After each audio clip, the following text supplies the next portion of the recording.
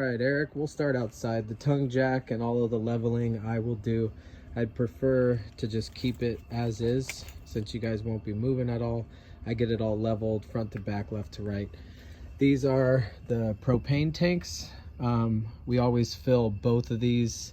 This one is free, it's 5 gallons. If you use this one, it's $20 for the whole 5 gallon, but for 3 or 4 days, one should suffice. This is the control. So if it's turned this way towards this propane tank, it'll be using that one. Then you could turn it the other way to turn the other one on. You would have to manually just open that guy up. This guy is open right now because I got the heater going inside. Batteries, you shouldn't have to mess with those at all. All right, so we got the front door. This is all pretty self-explanatory. Then you come into your control panel up here. You got everything up here. Your battery should be full basically the whole time because you'll be plugged in. Fresh water, you don't worry about that because you will be on house water as well. Black tank is super low. I put some sanitizer in the black tank. That's why it measures as low, because you have to add 2 quarts of water. We got 2 gray tanks. You got one up front, which is for this sink. And then the second gray is towards the back for the shower and the back sink. Black tank, you guys should be okay. If it gets to the full, please refrain from using it because I have to actually dump offsite. There's no dump there at the fairgrounds. You got your overhead lights here. Those control those guys. Porch light is this amber light right outside the front door. I'd recommend leaving that on because, again, you'll be plugged into house power and it really doesn't use that much power at all. You won't need the water pump because you're going to be plugged into house water. The water pump is only used if you're using a fresh water tank. These lights are, this is the light for the awning. You have your slide in out, which I'd recommend not messing with that either. That's the large slide. I'll have all of this set up for you. This is our awning in and out. We like to refrain from using the awning if there's ever high winds or it's really stormy. We have the fireplace setting. Now, the water heater, since you're going to be on house power, I would recommend using the electric water heater. So that would be this, but now you have to turn the fireplace. The fireplace can't, and the electric water heater can't be functioning at the same time. And I'll show you why. It just drains too much power. So you would turn the water heater on down here, make sure it is on up there, and that's electric water heating. Keep in mind that your water heater, there's not too much water in there at all. You have your slide. This is the slide in and out for this kitchen slide. This is the slide in and out for that slide. Again, I don't think you'll need to be messing with that at all. This is some dim lighting right here. And then you got some overhead lighting in your master, I'd like to call it. And then that other light is just controlled underneath there. Pretty self-explanatory over here. So the fireplace, it's obviously a fake fire. It's not like a real fireplace, but if you wanted to use that, it does distribute some space heat on the top there, but you would have to turn the electric water heater off. So if for any reason you wanted to do that, we'd turn the fireplace on. Then you can see right here we have an on button, and that's just for some ambiance. And then we have a heat. You can see the looks like a little temperature gauge. Then you could turn the heat up, and it'll basically distribute a little bit of heat from this top grill. You will be using gas for heating the place. Propane. You got flat screen TV with your remote controls down here. We do offer Roku streaming device. This is the remote for it. I'm not sure if you're familiar with Roku. And then this is a set of instructions. If there's no Wi-Fi at the Fairgrounds. This is a set of instructions on how to use your phone to tap into the Roku device. It's basically just sets your phone as a personal hotspot. Probably familiar with that. This is a radio here. You could turn it on and turn the Bluetooth on, so you could have it linked up to your phone. Small space heater down here in case you need it. You can plug that guy. There's not too many outlets, but there is one right there. Excuse the vacuum. Self-explanatory once again. Pull-out couch right here, and then this whole piece pulls out here. Basically just come under here. You would move that up and that folds in, and then these guys come together and you basically set the padding in the middle there. We got the kitchen island, sink. I don't have the water plugged in right now, but all that'll be set when you guys come.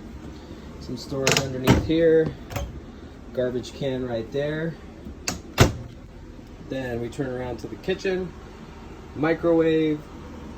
I'm sure you're familiar with the stove tops. These don't have the igniters, so you basically just come over here, get your lighter out, put it on light right there, and then that's a good way to test your propane too. The oven is the same thing. The pilot is towards the back. It's basically the same thing. Fridge here and freezer, you like to leave it in the middle just so it doesn't get too cold and drain energy.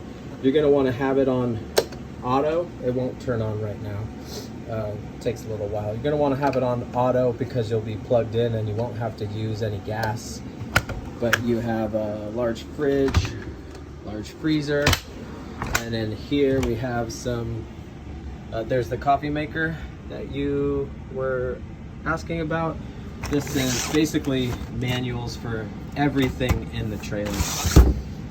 And this is going to be where you control the heat. And this basically, it gets pretty cold there at night. I know you guys won't be there during the day, but basically just turn the heat on. The fan mode is left on auto.